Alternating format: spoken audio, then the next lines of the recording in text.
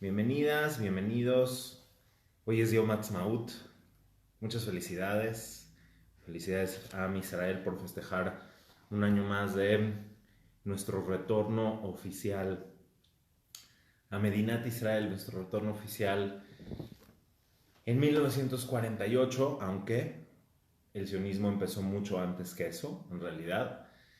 Pero bueno, hoy vamos a hablar acerca de la unión de Am Israel y vamos a hablar acerca también de lo que representa el día de hoy, Yom Ha'atzmaut. Nada más voy a abrir aquí, vamos a ver los comentarios por si alguien me quiere mandar preguntas o algo, como siempre, me lo pueden mandar. Vamos a dar 2-3 minutitos a ver quién entra a la clase. Hubo una confusión. Habíamos quedado que los miércoles la clase va a ser 10:30, como normalmente es cuando estamos en vivo, cuando estamos todos en la clase. Pero la semana pasada había otro evento y modificamos nuestro horario para no chocar con el evento que había la semana pasada. Pero eso fue solamente la semana pasada. Entonces, mientras no tengamos un evento especial o algo que nos haga mover el horario, vamos a estar los miércoles a las 10:30 de la mañana, si Dios quiere. Ya aquí tengo abierto el chat. Vamos a ver quién anda por aquí. Aquí está Eti, como siempre. Abraham Asikri, ¿cómo estás? Alfredo, ¿qué tal, Alfredito? Ok, y bueno, tenemos algunas personas más ya conectadas. Entonces, pues yo creo que ya podemos ir empezando. Ok, bueno, entonces, hoy vamos a hablar acerca de lo que representa Yom Ha'atzmaut y vamos a hablar acerca de la unión y de la fragmentación de Am Israel. ¿Ok? Entonces es muy importante porque en el día de hoy, como me tocó también decir en el colegio sefaradí, el día de hoy mucha gente lo toma nada más como un día de celebración, lo toma como un día de gozo y de regocijo. Mucha gente hace asado el día de hoy. En Israel es el día de los asados cuando no hay contingencia.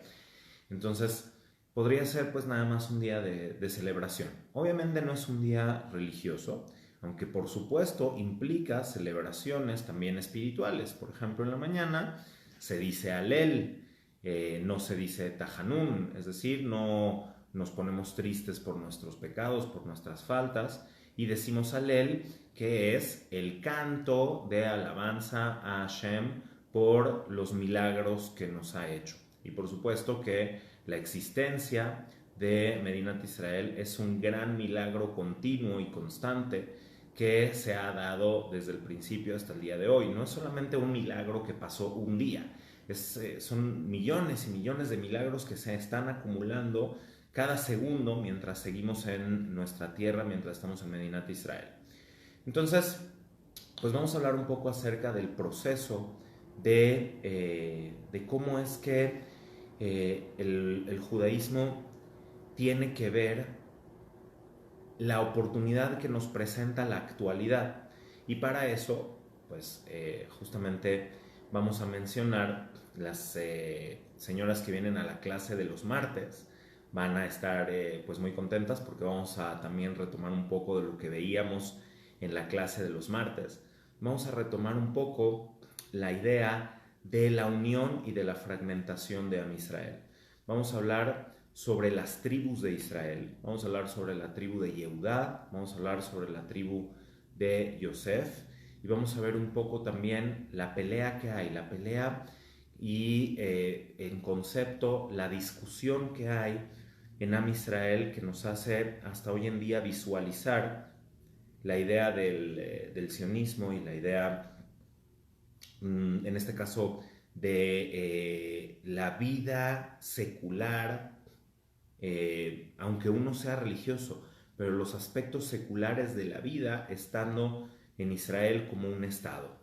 Entonces, eso es lo que vamos a ver el día de hoy y vamos a empezar explicando un poco de nuevo, aunque probablemente, y de hecho hay muchas de las señoras de los martes que están conectadas. Entonces vamos a mencionar algunos conceptos para la gente que no los conoce, para poderlos tener como plataforma para poder desarrollar todo el tema de la clase de hoy. ¿Ok? Entonces, resulta muy interesante, resulta muy extraño, de hecho, ver cómo hay divisiones tan arraigadas en el pueblo judío. Parece como si fuera parte de nuestra naturaleza, parece como si fuera parte de nuestro ADN, de tener que estar peleados entre nosotros o tener que estar fragmentados entre nosotros, lo cual, además de ser muy triste, además de ser algo que de verdad pues es muy difícil de concebir. ¿Por qué tenemos que vivir así? ¿Por qué tenemos que vivir en división y en fragmentación y en luchas internas? Cuando realmente somos un pueblo tan pequeño, realmente somos un pueblo demasiado chiquito y muy endeble. Y en la historia realmente, como también lo mencioné en la ceremonia de Yom Ha'atzmaut en el colegio, pues en la historia solamente tenemos a Dios y a nosotros mismos. De vez en cuando hemos tenido mejores relaciones con el mundo externo, pero en general, en realidad, siempre hemos sido sobrevivientes, siempre hemos subsistido desde hace 2000 años, desde el exilio, incluso nos podemos ir antes, desde Egipto, desde que éramos esclavos, desde que estábamos en Mitzrayim. Nuestra vida ha sido una constante lucha. Salimos de Mitzrayim, fuimos como vimos en otras clases pasadas, cruzamos el mar, llegamos y inmediatamente al entrar en la tierra de Israel, seguimos con este reto de la subsistencia y de la lucha por ser un pueblo consolidado. Y prácticamente desde el principio empezaron estas divisiones internas. Así es de que lo que necesitamos entender es cósmicamente, lo que necesitamos entender es abrir nuestra mente y ver cuál es el proceso trascendental que sucede dentro de Am Israel. ¿Ok? Entonces, para eso vamos a explicar un poco, porque todo esto está relacionado con los 12 hijos de Jacob. Los 12 hijos de Jacob, las 12 tribus, lideradas por Yosef, por un lado, y por Yehudá, por otro lado. Hay muchos tipos de liderazgo dentro de Am Israel. Por ejemplo, están los Kohanim.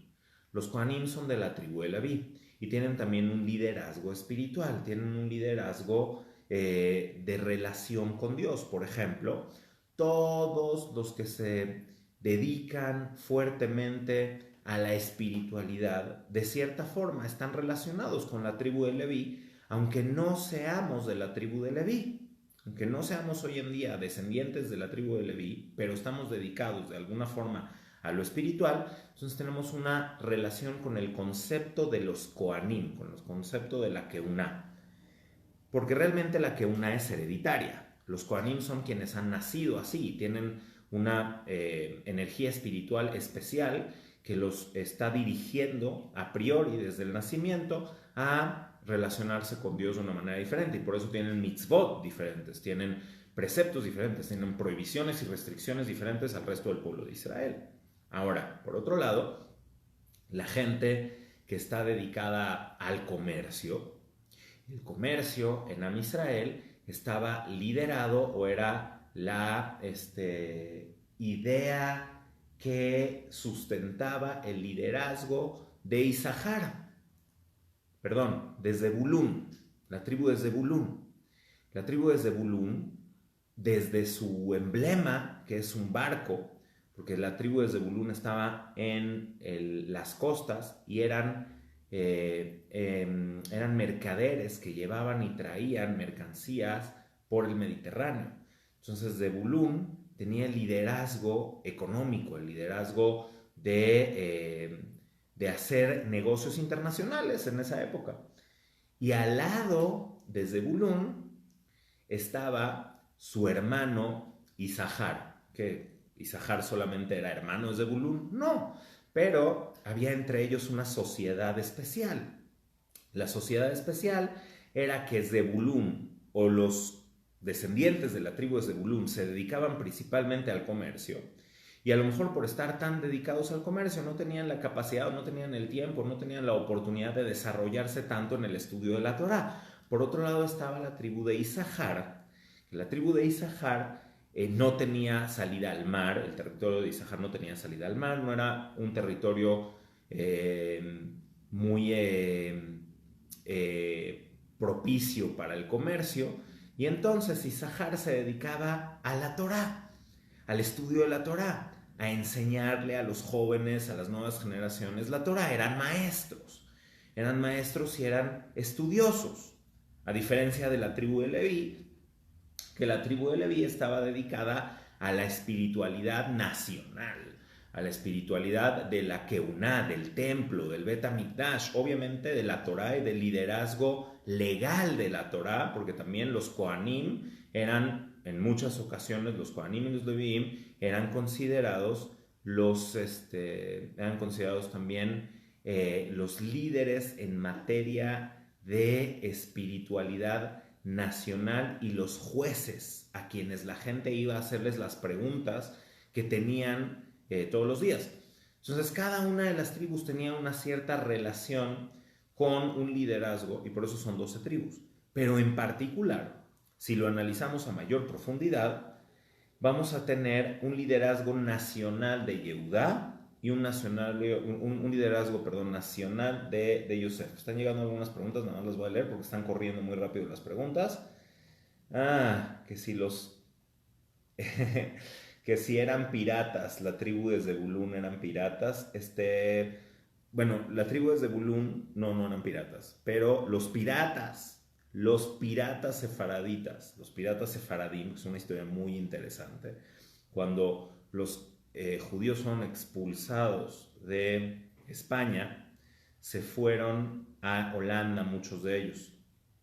Muchos de ellos se fueron al norte de África, otros, como mi familia, se fueron a Turquía, y la familia de muchos de los que estamos en la comunidad sefaradí de México se fueron a Turquía, pero los sefaradim que se fueron a Portugal y después de Portugal se fueron a Holanda, fueron parte de los que estuvieron en las colonias holandesas en el Nuevo Mundo. Y en las colonias holandesas, muchos de ellos se dedicaban específicamente a atacar barcos españoles por venganza a la expulsión, y muchos de ellos se dedicaban a la piratería. Es una historia muy, muy interesante. No todos, obviamente, los judíos de las colonias holandesas, de las islas del Caribe, de los piratas del Caribe, ahora sí que nunca mejor dicho, no todos se dedicaban a la piratería. ¿Pero qué es piratería? Lo que los españoles consideraban piratería, ¿no?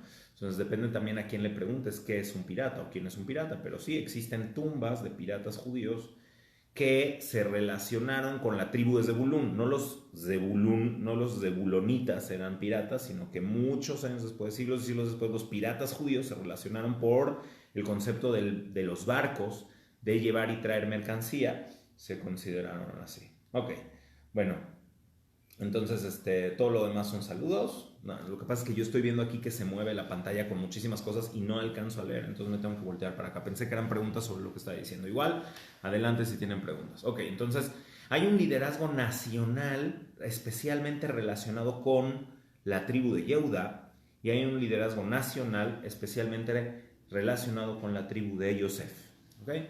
¿Cuál es este punto? Bueno, el punto es muy interesante. Si ustedes recuerdan, desde que Yosef era joven, había una pugna muy profunda entre Yosef y sus hermanos. Hemos hablado de eso innumerables ocasiones, pero hoy vamos a darle una explicación a cuál es toda esta idea en cuanto a lo trascendental. ¿Cuál es esta discusión profunda?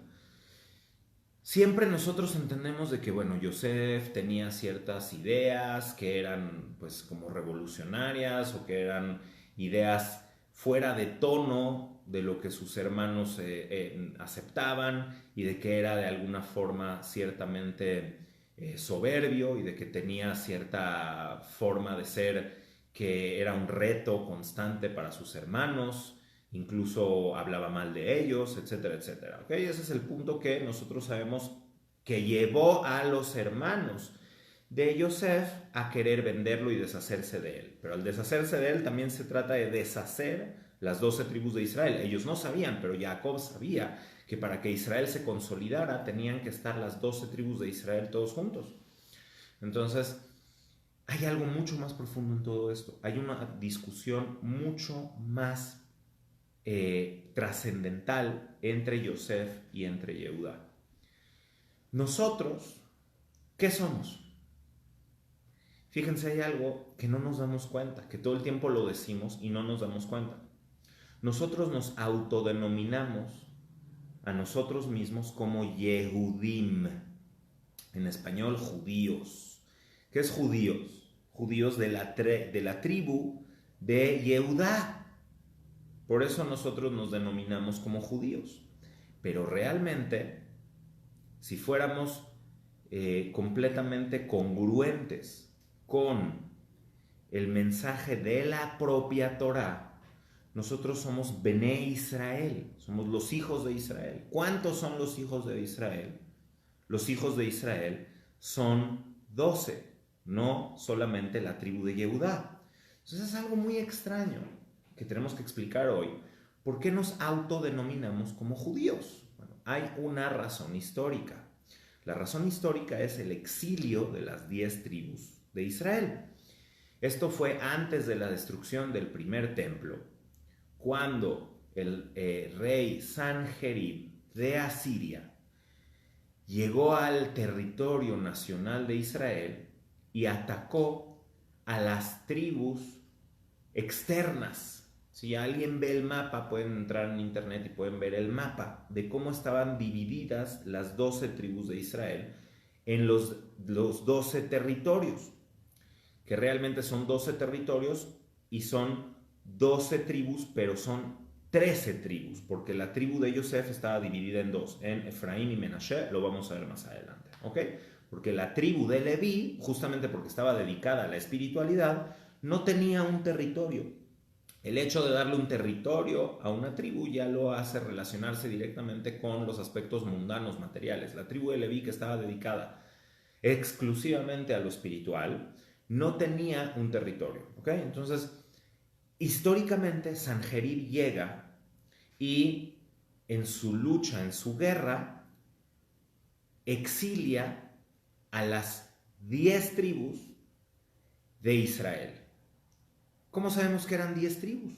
Por eso puse comillas. ¿Por qué exilió a las 10 o 11 tribus perdidas? ¿Por qué decimos 10 o 11 o estamos confundidos si son 10 o si son 11? Bueno, ¿por qué? Porque si nos vamos más atrás en la historia, si nos vamos más atrás en la historia del pueblo judío, vamos a encontrar el único momento donde nacionalmente estuvimos completamente unidos y consolidados, que es el gran reino de Israel, que fue consolidado por el rey Shaul, que fue el rey sobre todo Israel, después el rey David, que fue un cambio de reinado, porque recuerden que el rey Shaul venía de la tribu de Binyamin y el rey David venía de la tribu de Yehudá. Y después de esto, que también fue como una lucha, una pugna, llegó, digamos, el único momento de absoluta unificación y paz, que fue el reinado de Shelomó, el reinado de el rey Salomón. El rey Salomón fue, digamos, el único que consolidó durante toda su vida un reinado estable que unificaba a todo Israel.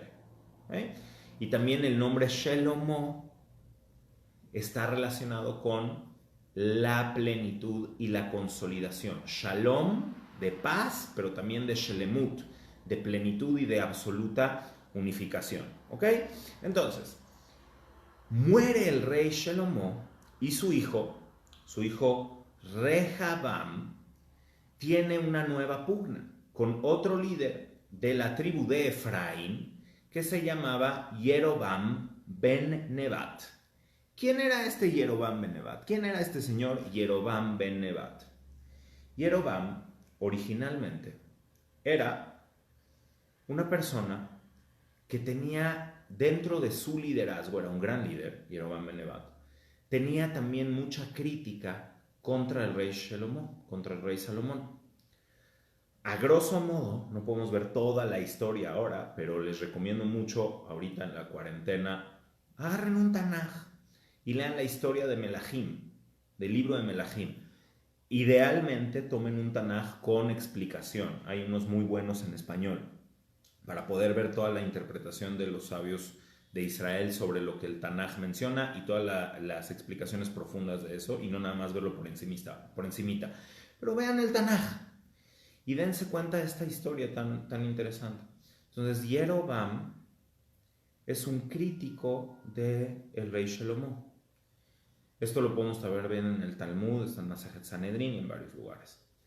Jeroboam vio que, si ustedes recuerdan, el rey David no pudo construir el templo.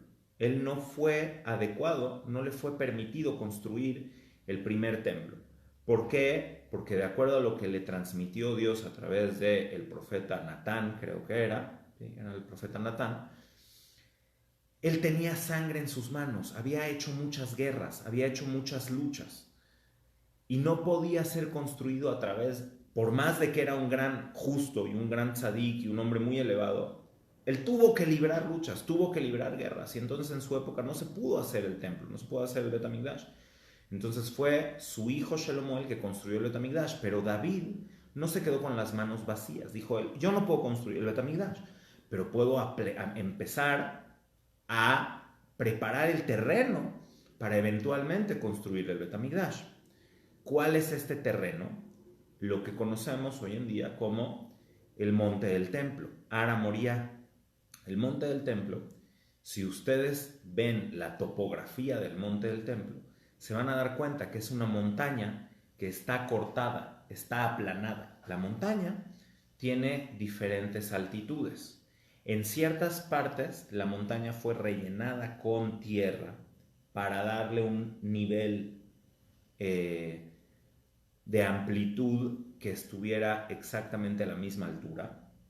Y en otras partes la montaña fue degradada con trabajo humano para que de nuevo tenga el mismo nivel. Entonces esto se dio durante muchísimos siglos. La parte que fue rellenada siglos después por el rey Herodes, que hizo la gran ampliación del segundo templo. Pero en la época del primer templo el rey David no pudo construir, pero sí compró el terreno, se lo compró a Aravna, el Jebuseo, los habitantes originales de Canaán, que era propietario de este terreno, se lo compró y empezó a hacer el trabajo de aplanar el terreno. Y él hizo dos trabajos muy importantes. Uno, preparó el terreno para la construcción del templo, pero también compró unos terrenos muy grandes para hacer un campamento. ¿Por qué para hacer un campamento? Porque todo el pueblo judío, todo el pueblo, no nada más judío, todas las tribus de Israel, Am Israel, las 12 tribus, ¿ven? Todo el tiempo se nos pega el tema del pueblo judío. Eso lo voy a explicar más adelante, es muy importante entender esto. Todas las tribus de Israel, una vez al año, tenían que ir al Bet HaMikdash y reunirse ahí por lo menos una vez al año. No podían estar 12 meses sin estar ahí. 3 veces había citas para poder estar en Jerusalén. Shalosh pe'amim bashana yerae kol zechurecha et penei Hashem Elokecha bamakom asher yibchar. B'chag hamatzot ub'chag hashavuot ub'chag hasukot. 3 veces en el año te tienes que congregar en el lugar elegido por Dios, en el Hag, en la fiesta de Shavuot, Sukkot y Pesach, ¿ok? Quiere decir que si alguien podía ir las 3 veces, tenía que estar las 3 veces, pero por lo menos una vez al año se tenía que cumplir con la mitzvah de ir a Jerusalén, aunque vivieras a 3 días de camino y te tenías que ir y dejar todo tu trabajo, tu negocio, todo, ok.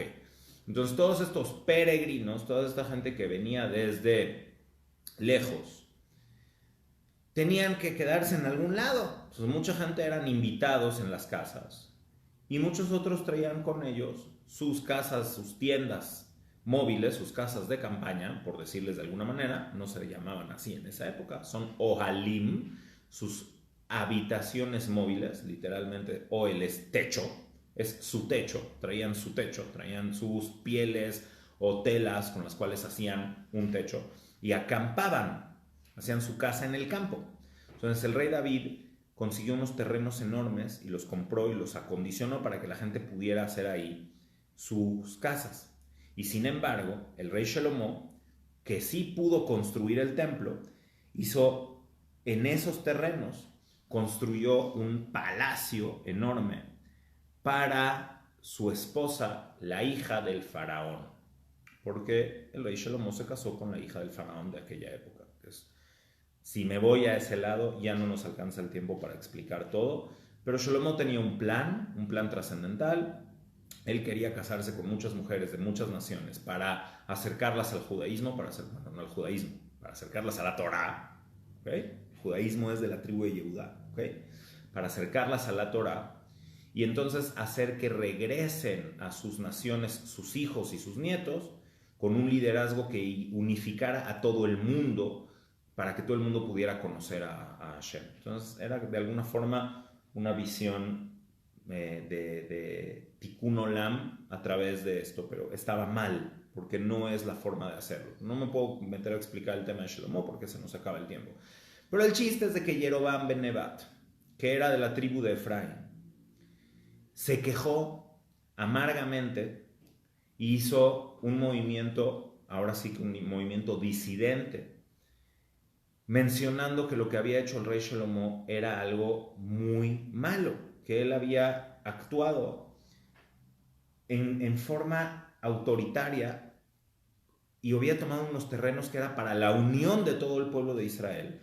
Y ahí había construido el palacio de la hija del faraón. Entonces, Jeroboam, en su disidencia, se tuvo que escapar a Egipto para no ser juzgado y no ser procesado. Y en síntesis, Jeroboam se quedó en Egipto durante varias décadas hasta que Rehabam es el hijo del rey Shlomo, Rehabam causó una división, una fragmentación muy grande en el pueblo. ¿Okay? Está preguntando Rafael, ¿cómo es esto posible? Es decir, la intención del rey Shlomo era acercar a las mujeres al judaísmo, pero también recuerdo que durante el reinado del rey Shlomo no se permitían conversiones. Es una excelente pregunta. Eso definitivamente es un tema que eso mismo indica que el rey Shlomo estaba haciendo algo que estaba de alguna forma incorrecto y no se aceptaban conversiones justamente porque había pues todo este movimiento diferente a lo que en su momento había pensado el rey Shlomo. Y acuérdate que el rey Shlomo tuvo una época antes de Coelet y una época después de Coelet. Es decir, sus errores los cometió en su juventud, en su vida, y después rectificó. Entonces la parte donde no se recibía ningún prosélito, ninguna conversión, en esa época era después. ¿Okay? Entonces vamos a seguir. Ok, entonces el rey Rehabam, el hijo de Shlomo, tenía este miedo de que su liderazgo no fuera tan poderoso como el de su padre. Y entonces tomó el consejo de tanto de los ancianos de Israel como de los jóvenes de Israel. Y en este consejo él preguntó, él no sabía si tenía que manejarse con mano dura frente al pueblo o con mano amplia, de manera magnánima o de manera dura. ¿Por qué? Porque el rey Shlomo había sido muy estricto en recaudar fondos, en recaudar dinero para la construcción del Bet HaMikdash, que era el interés más importante de todo el pueblo de Israel. Entonces había puesto tasas de recaudación muy, muy elevadas. Y el rey Rehabam no sabía si seguir con esas tasas de impuestos tan elevadas o si aligerar un poco ese peso. Entonces los sabios, los ancianos le dijeron, el pueblo ya necesita un descanso, ya se construyó el templo y entonces ya se tiene que permitir que la gente pueda tener mayor amplitud en su vida personal y no cobrar esos impuestos. Y los jóvenes le dijeron al rey Rehabam que si hacía eso, la gente se le iba a voltear en su contra. ¿Por qué se le iban a voltear en su contra? Pues porque se iban a dar cuenta que era débil, que no tenía poder, que no tenía fuerza. Y en este debate interno el rey Rehabam se decantó por hacerle caso a la opinión de los jóvenes, y eso causó un enorme descontento en el pueblo judío. Y ahí hubo una oportunidad. El pueblo de Israel podía haber utilizado esta oportunidad para su absoluta consolidación. El reto era unificar para siempre al pueblo judío, lo que había logrado el rey David, lo que había logrado el rey Shlomo. Pero aquí tenían el primer gran cisma posible. Y aquí todos tenían que tomar la responsabilidad de la unificación. Entonces vino Jeroboam de Egipto y, montado sobre la discusión nacional del tema de los impuestos, también le recordó al rey le recordó al rey Rehabam que el rey Shlomo había cometido esta falta tan grave de haber tomado los terrenos que originalmente eran para todo el pueblo de Israel, para la unión del pueblo de Israel.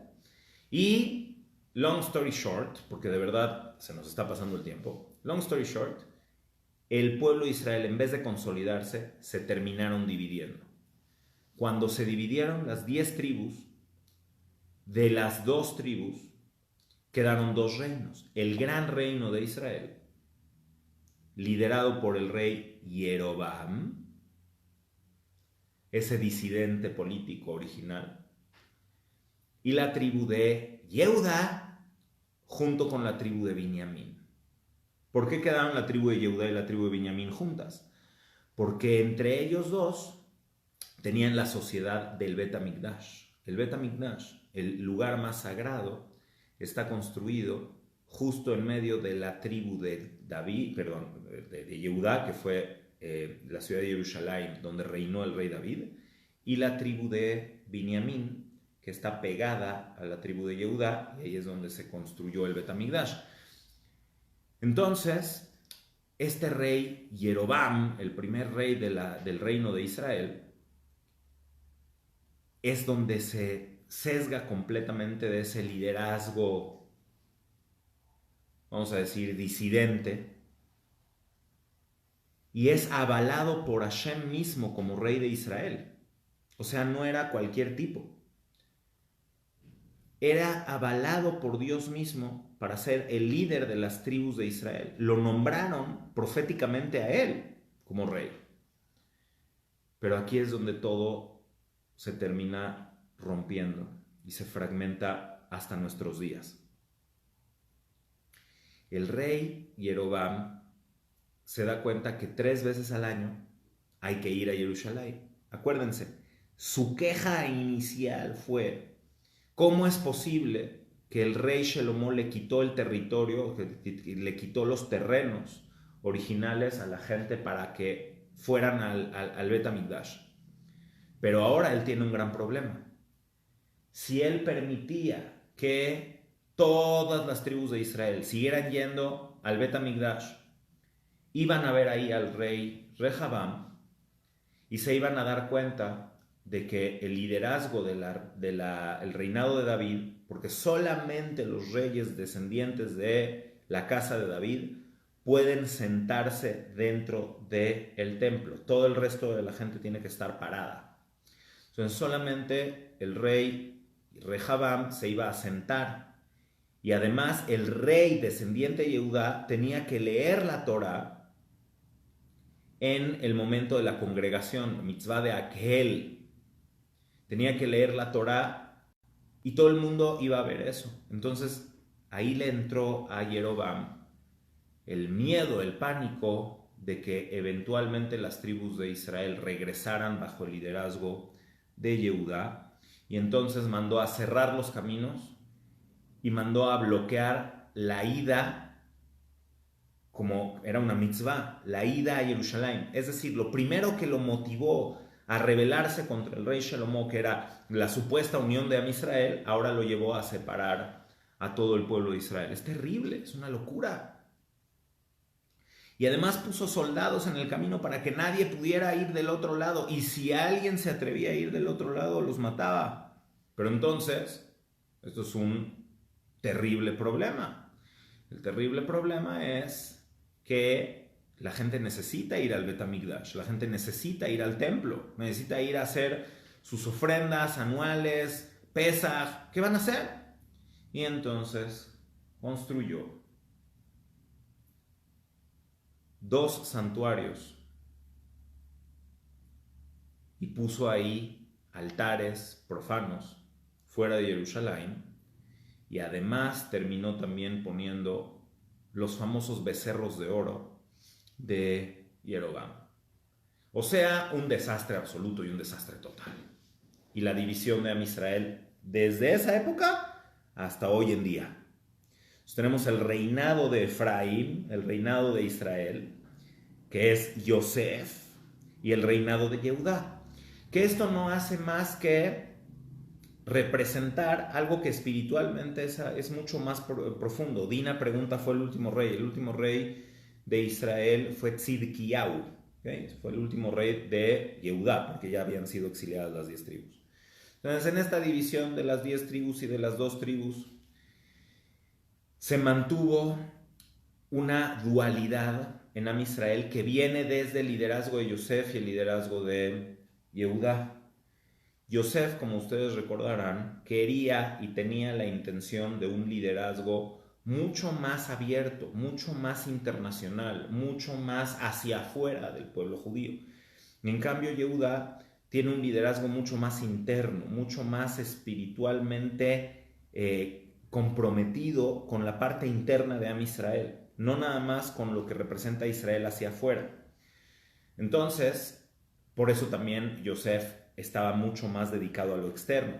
Yosef no era nada más un vanidoso, ¿sí? Cuando Yosef se peinaba y cuando Yosef se arreglaba y cuando Yosef se vestía con sus ropas preciosas, lo que también él quería hacer era mostrar una cara abierta y una cara arreglada hacia el exterior de Am Israel. Y Yehudá, por otro lado, tenía un liderazgo muy interno. Un liderazgo con ese.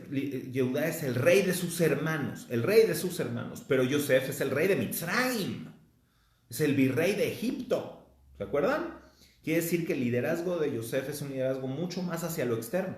Ahora, cuando se repartieron las 12 tribus de Israel, no es casualidad que la tribu de Yehudá está en el centro, es la capital de Israel. Y la tribu de Menashe, la tribu de Efraín, son, primero, su extensión de terreno es mucho mayor, porque acuérdense que Yosef era un hijo fructífero, tuvo muchos hijos, tuvo mucha descendencia. Eran una tribu, las 2 tribus de Efraín y Menashe, era la tribu de Yosef, muy, muy, muy grande, y estaban en el borde, hacia afuera. Es decir, de nuevo, si ven el mapa, se van a dar cuenta que las tribus de Menashe y Efraín tienen mucha más relación con los países y las naciones de afuera, porque las otras tribus limítrofes tienen límite con el mar, no con las otras naciones. Con el mar o con el desierto tienen límites. Las únicas tribus o la mayoría del territorio limítrofe con las naciones externas del lado oriental eran las tribus de Menashe y de Efraín, al norte y al oriente. Entonces, quiere decir que Yosef desde sus inicios espirituales está dedicado a la relación con la parte externa y representación exterior de lo que es el pueblo de Israel. Y en cambio, la tribu de Yehudá es interna, es el liderazgo interno. Cuando los hermanos de Yosef decidieron vender a Yosef, estaban representando cósmicamente, espiritualmente, algo mucho más profundo que solamente la venta de Yosef. Estaban representando estas divisiones internas que iban a manifestarse de manera mucho más fuerte y en un tono nacional, siglos después, en la división de las tribus de Judá y Benjamín y las 10 tribus de Israel. Pero también Yosef, recuerden, estuvo a punto en Egipto, estuvo a punto de rendirse y estuvo a punto de perderse. Y así también las tribus de Menashe y de Efraín y el liderazgo de las 10 tribus se terminaron perdiendo. ¿Por qué? Porque hubo una enorme asimilación, porque la idolatría reinaba en las 10 tribus y después se filtró también a la tribu de Yehudá y también causó estragos en el liderazgo interno de Israel. Es decir, esta división es un desequilibrio. La realidad es de que los dos tienen razón y ninguno tiene razón. Y esto es el tema central del día de hoy, porque esto se sigue manifestando hoy en día en el pueblo de Israel, en el liderazgo interno, el liderazgo de Yehudá, y en el liderazgo externo, que es el liderazgo de Yosef. Me van a preguntar, pero espérate, ¿no que Yosef y las 10 tribus se perdieron? Sí, se perdieron físicamente, pero conceptualmente no se perdieron. Y además, todas las 12 tribus de Israel siguen existiendo. Porque aunque se exiliaron la mayoría de los integrantes de las 10 tribus que se habían separado de Yehudá y Binyamin, por eso se hizo el reino de Judea y el reino de Israel. Pero muchos de ellos sobrevivieron a través de que después del exilio se reinsertaron a la tribu de Yehudá, al liderazgo de Yehudá, o desde antes habían logrado separarse del liderazgo de Efraín y se pasaron al lado de Yehudá. Es decir, físicamente tenemos todavía descendientes de las 12 tribus, pero sobre todo espiritualmente, que es lo más importante, todavía tenemos el concepto de cada una de las 12 tribus dentro de nuestra esencia espiritual. Aunque se hayan exiliado físicamente las 10 tribus, las 12 tribus de Israel continúan existiendo. Eso es extremadamente importante mencionarlo. ¿Ok? Entonces, si tenemos hoy en día la división interna, es porque todavía existió, o sigue existiendo todavía, la misma división que originalmente causó la venta de Yosef. Hay un liderazgo interno que dice, este Yosef es peligroso, este Yosef nos puede llevar a cosas terribles. ¿Y saben qué? Tiene razón. Ese argumento de que una visión externista, superficial de Am Israel, dedicada hacia afuera, puede llegar a causar daños internos, es real. ¿Cómo sé que es real? De nuevo, las tribus que se perdieron antes que ninguna otra fueron las tribus de Menashe y de Efraín.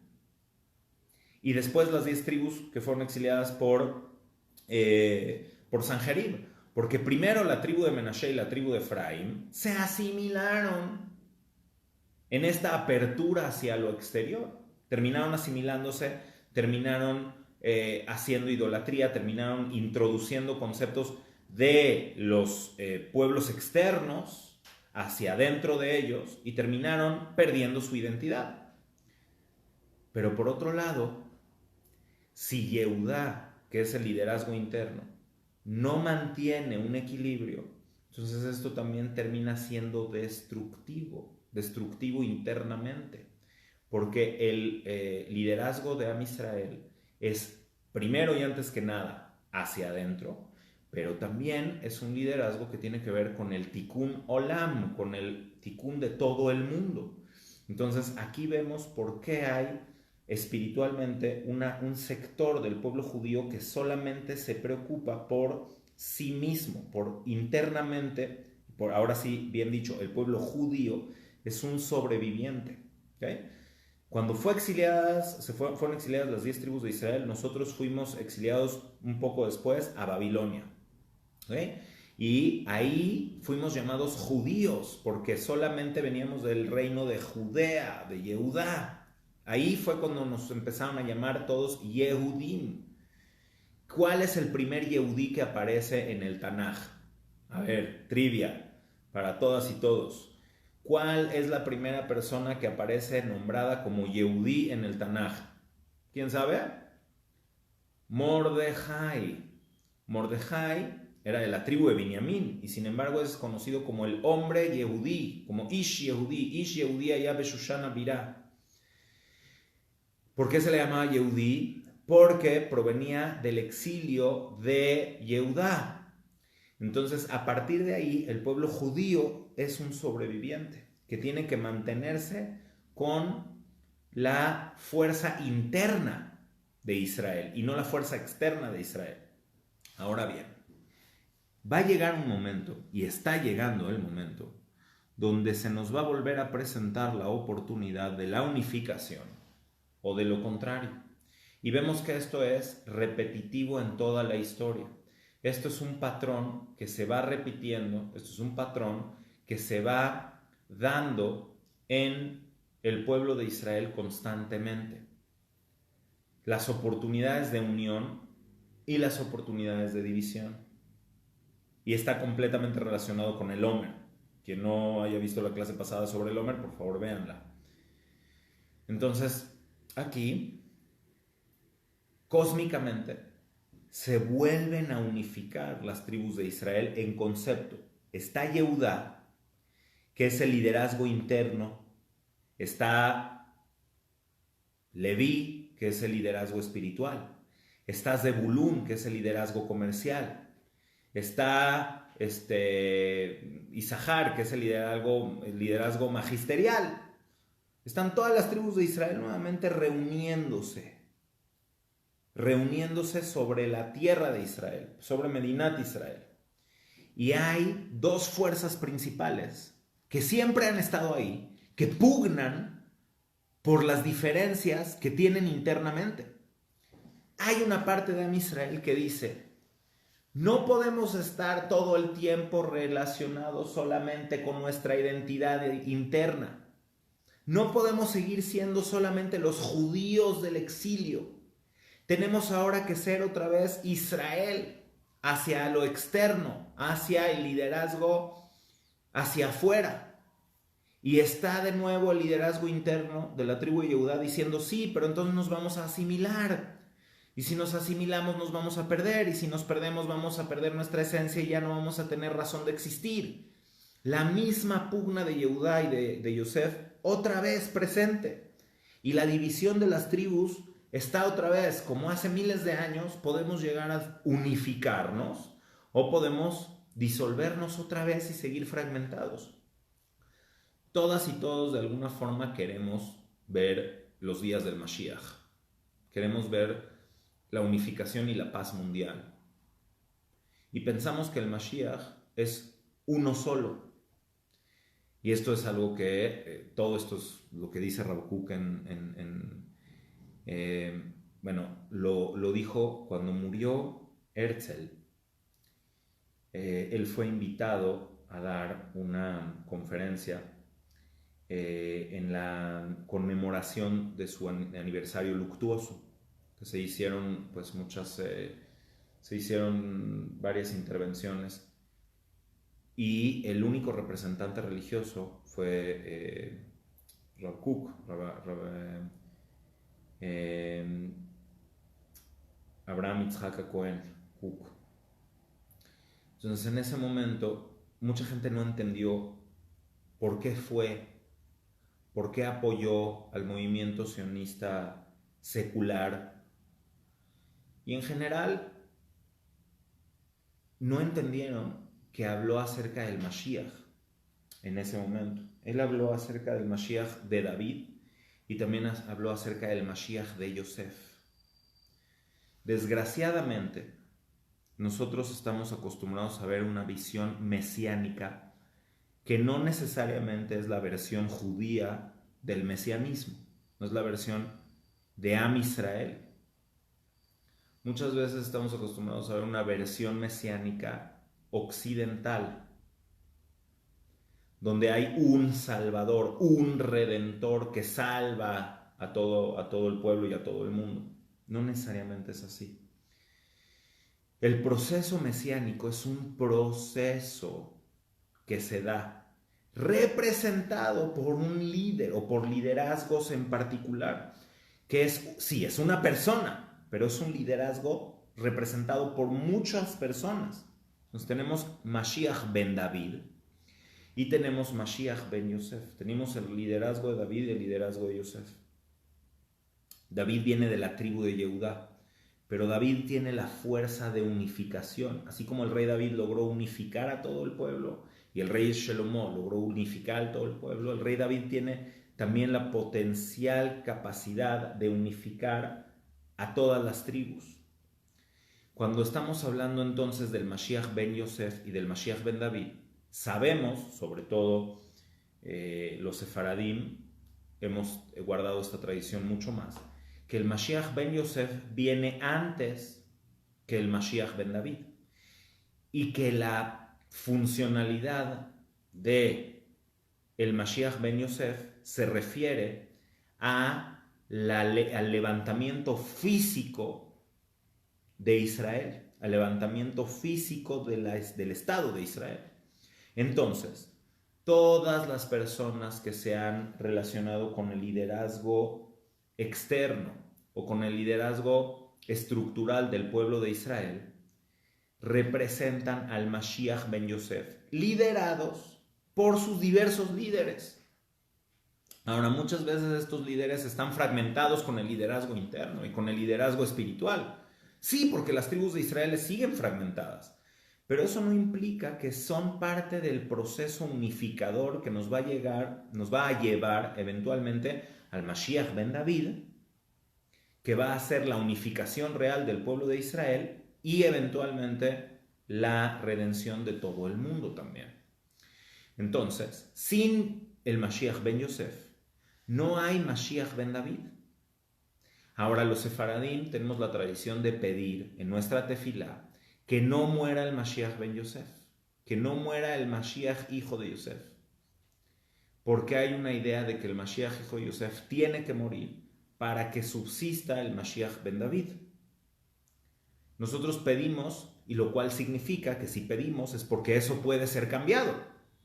Quiere decir que estamos esperanzados en la unificación de Am Israel sin que tenga que morir el concepto de Yosef, el concepto de lo externo, y podamos llegar a tener este equilibrio. Solamente cuando Yosef y Yehudá están unificados es cuando el pueblo de Israel en su totalidad está unificado, y ese es el gran reto que tenemos hoy en día, es el gran reto que tenemos como Am Israel.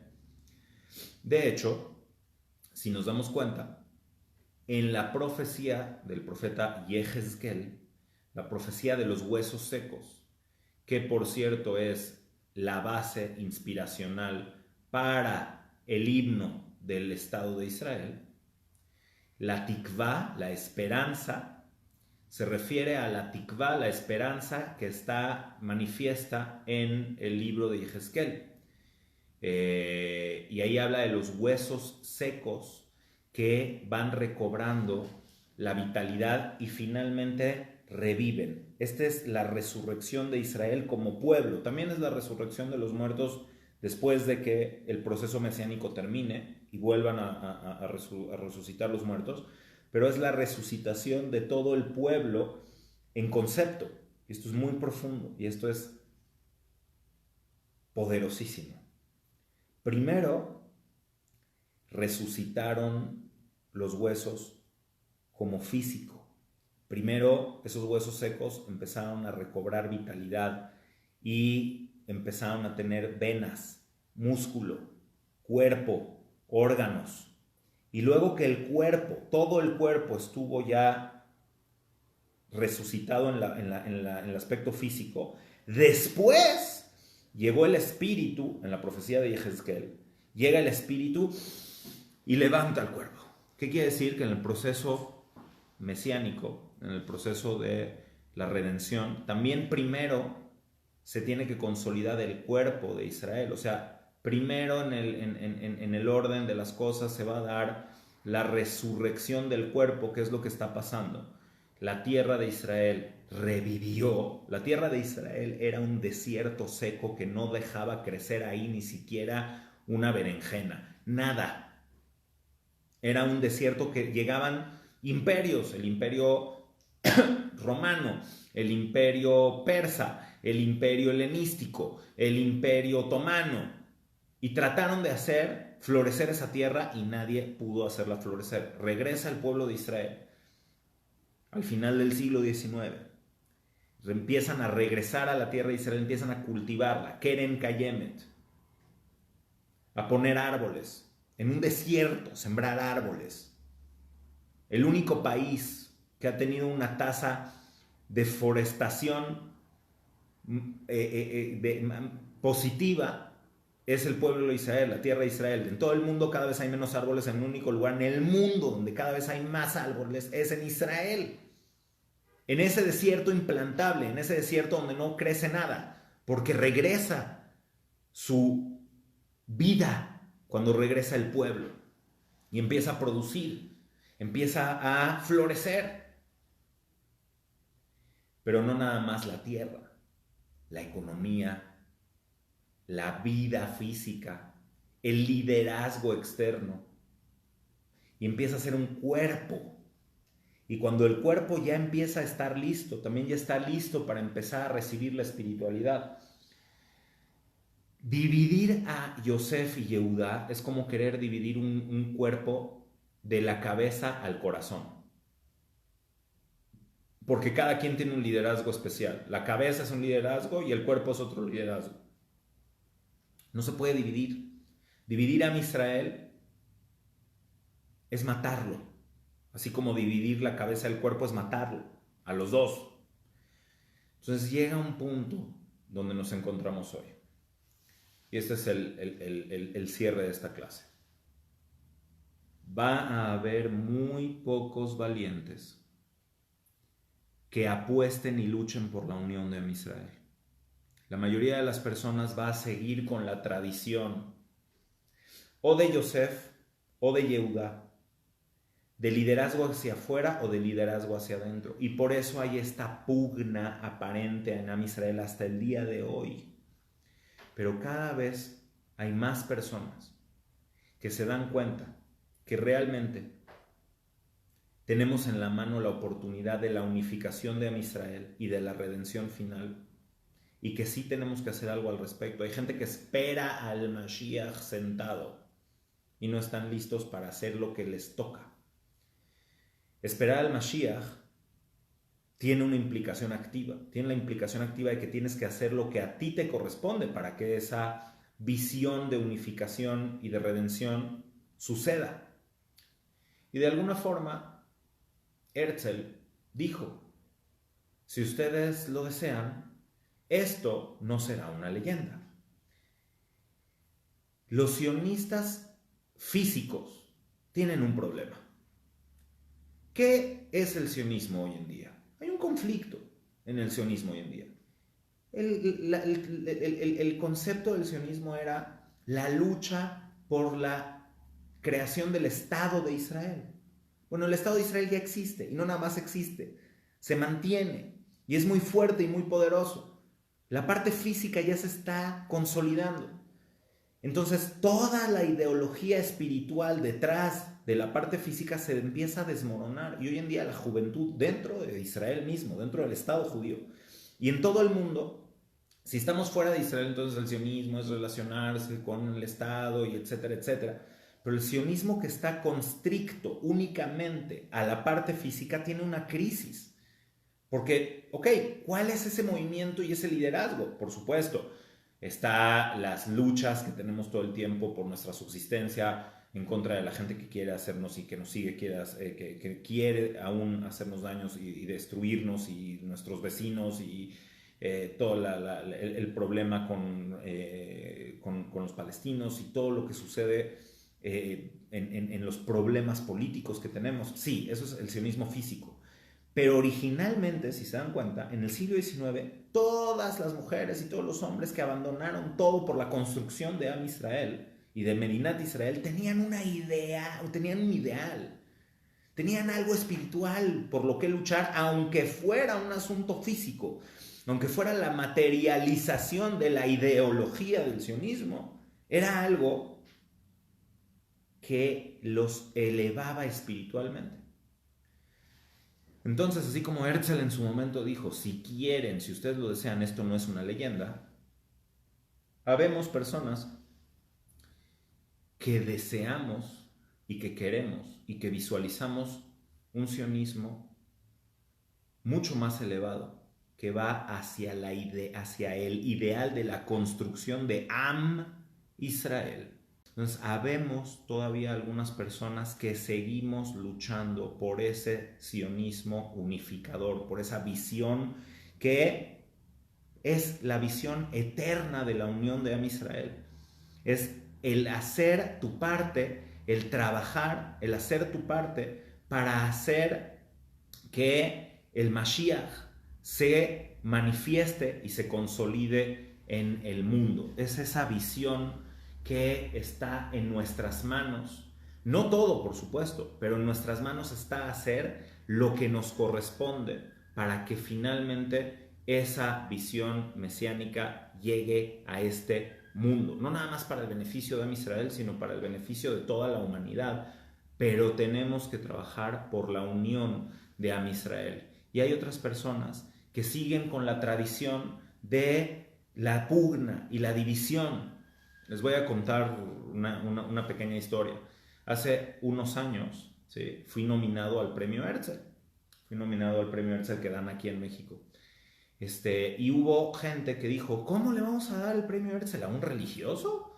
¿A una persona? ¿Cómo? Si los religiosos son antisionistas, si los religiosos son gente que están en contra del movimiento sionista, en contra de Medinat Israel. Y esa es una cosa que, bueno, X, no importa, yo no busco premios ni me interesa. Pero solamente es una manifestación de lo que les estoy diciendo, de que hay una pugna interna, que hay gente que nada más por tradición, así nada más, porque así nacieron y así fueron educados de chiquitos, que están adoctrinados a la pugna y a la separación de Israel. Pero habemos unos cuantos soñadores, habemos unos cuantos esperanzados. Habemos algunos cuantos que seguimos cantando el himno de Israel y seguimos teniendo un significado profundo cuando dice Od lo abda tikvatenu. No se ha perdido nuestra esperanza, la esperanza de ver los huesos secos resucitados. No nada más el cuerpo resucitado, ya el cuerpo ya está, pero estamos esperanzados en ver que el cuerpo y el alma se unifiquen para tener la vida y la plenitud absoluta y entonces sí realmente tener la unión de Am Israel, que es por lo cual luchamos todos los días de nuestra vida, en el ámbito intelectual, en el ámbito emocional, en el ámbito espiritual y hasta en el ámbito económico. Este es el móvil que nos tiene que inyectar fuerza para seguir adelante y para eventualmente lograr la verdadera unificación de Am Israel y ver cómo el Mashiach ben Yosef y el Mashiach ben David se unifican para tener la Geulah Shelema. Eso es lo que representa para los que todavía somos sionistas completos, sionistas plenos, el día de hoy. El día de hoy es el día en el que regresamos a Medinat Israel, pero es el día también del comienzo de la fórmula de la resurrección de los huesos secos. Y nosotros estamos viendo cómo estos procesos se están llevando a la realidad. Somos testigos del cumplimiento de profecías milenarias, lo estamos viendo y hay gente que piensa que como esto no es un asunto donde suenan las trompetas en el cielo y donde tiembla la tierra y donde suceden cosas milagrosas a la vista, entonces dicen, no, esto no es el proceso de la Geulah, esto no tiene nada que ver, esto son solamente cosas políticas, pero no, realmente la liberación de Am Israel sí hubo trompetas y sí hubo águilas cargando a la gente que las trajo desde la lejanía hasta la tierra de Israel y sí se están cumpliendo todas las profecías reales en una forma muy tangible, pero nosotros queremos verlo todo como si fuera una caricatura, queremos verlo como se lo imaginan las personas que no entienden que es un proceso místico, mágico, sí, pero también natural. Es un proceso trascendental, profético, pero es un proceso donde nosotros también tenemos una parte de trabajo. ¿Qué no es magia? ¿Qué no es milagro? Ver cómo Medinat Israel y cómo Am Israel subsistió y floreció después de 2000 años, es poco eso, es poco milagro. De verdad se nos hace poca cosa, pero eso no implica que nosotros no tenemos que hacer un trabajo. Entonces los esperanzados, los que seguimos esperanzados y seguimos cantando en la tikva, tenemos que trabajar por la unión de Am Israel. Cada quien con su propio liderazgo. Está el liderazgo de Yosef, está el liderazgo de Menashe, está el liderazgo de Efraín, está el liderazgo de Yehudá, de Dan, de Naftalí, de Gad, de Asher, de Binyamin, de Leví. Cada quien tiene una identidad y cada quien va a tener una fuerza. Si esa fuerza trabaja en función de la unicidad, de la unidad, de la unión del pueblo de Israel, definitivamente entonces todo habrá valido la pena. Y el día de hoy no solamente va a ser una conmemoración bonita, día para hacer asado y para cantar y para alegrarse, sino también va a ser el día de renovar nuestra esperanza y también saber y estar conscientes que aún falta mucho en el camino. Y ese camino se va a construir a partir de los valientes, de los soñadores, que aunque sean pocos, aquí estamos, aunque seamos pocos, aquí estamos, y aunque a veces nos tiren de a locos, aquí estamos, y aunque a veces tenemos que seguir soportando la lucha de la pugna interna, ¿sí? De que hay gente que no nos entiende por un lado y hay gente que no nos entiende por el otro. Es muy difícil ser de esos, es muy difícil ser de aquellas personas que buscan la unión, porque las facciones en lucha y en pugna te van a atacar de un lado y te van a atacar del otro. Hay que tener fuerza y entereza para soportar eso y mucho más, porque eso es lo que realmente representa ser Am Israel. Bueno, les pido una disculpa por el momento en que perdimos la transmisión. Hacemos todo lo que podemos, todo lo que está en nuestras manos. Desgraciadamente se perdió gran parte de la gente que estaba viendo la transmisión. Ya no supieron que se recuperó por este canal, que se recuperó otra vez en Facebook. Entonces voy a tratar de mandarle esto a todas las personas que estaban conectadas y que ya no lo pudieron ver. Pero espero que el mensaje sea claro y espero que el mensaje pueda impactarnos internamente para darnos cuenta que todavía hace mucha falta seguir trabajando y que todavía hay muchas cosas que tenemos que hacer para lograr ver esos huesos resucitar realmente. Muchísimas gracias. Quiero nada más despedirme y ver si hay alguna pregunta. ¿Alguien quiere agregar o preguntar algo? Ok, creo que no tenemos preguntas por el momento. No sé si había preguntas en la otra transmisión, ya no las puedo ver.